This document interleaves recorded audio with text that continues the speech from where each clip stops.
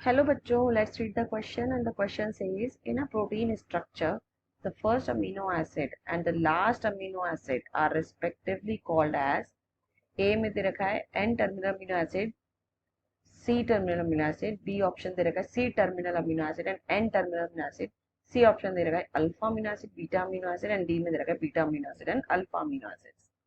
चलिए की कॉन्सेप्ट देखते हैं क्वेश्चन को सॉल्व करने से पहले। इसका की कॉन्सेप्ट है अमीनो एसिड स्ट्रक्चर। अब यहाँ पे हमारा जो अमीनो एसिड है वो एक्चुअली क्या है? This is the building block of proteins. हमारा प्रोटीन इन्हीं अमीनो एसिड से मिलकर बनता है। अब अमीनो एसिड का अगर एक कॉमन स्ट्रक्चर देखिए हम,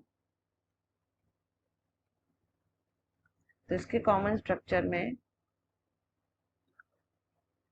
इस तरह के कंपाउंड जुड़े होते हैं।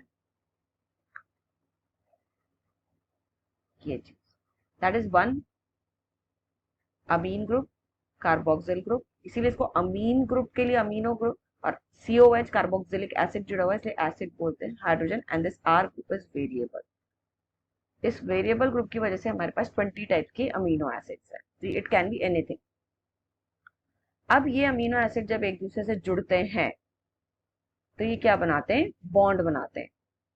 अच्छा, वन मोर थिंग कि यहाँ पे जो अमीनो एसिड का ये जो कार्बन है जिससे हमारा एक्चुअली NH2 ग्रुप जुड़ा हुआ है, इस कार्बन को हम क्या बोलेंगे? Alpha carbon, because the amino group is attached with this carbon atom and इसी कार्बन से आपका COH ग्रुप भी जुड़ा हुआ है। लेकिन अगर कुछ इस तरह का स्ट्रक्चर बने,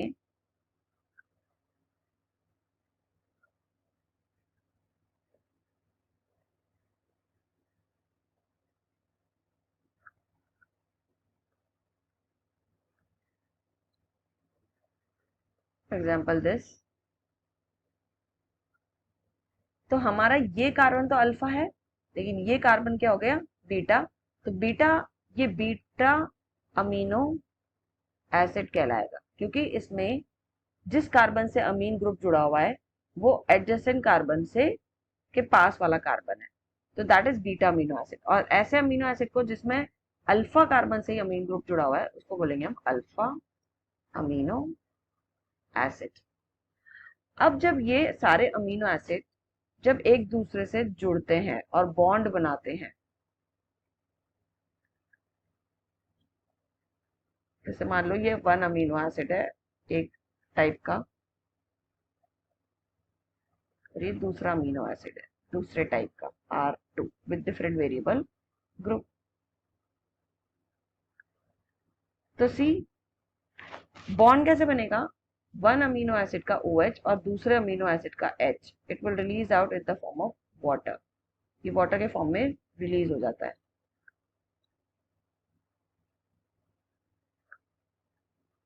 और इस तरह से हमारा एक बॉन्ड बनता है।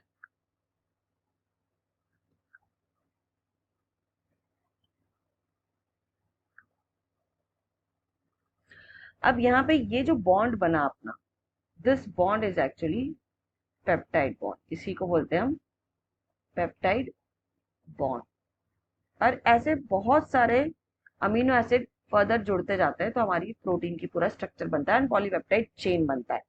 तो अब क्या देख रहे हैं हम कि इसमें पॉलीपेप्टाइड चेन में जो फर्स्ट अमीनो एसिड है, this is the first amino acid. तो इसमें कौन सा एंड फ्री है? अमीन ग्रुप वाला, मतलब नाइट्रोजन कंटेनिंग वाला, तो इसको हम बोलेंगे एन टर्मिनल एंड।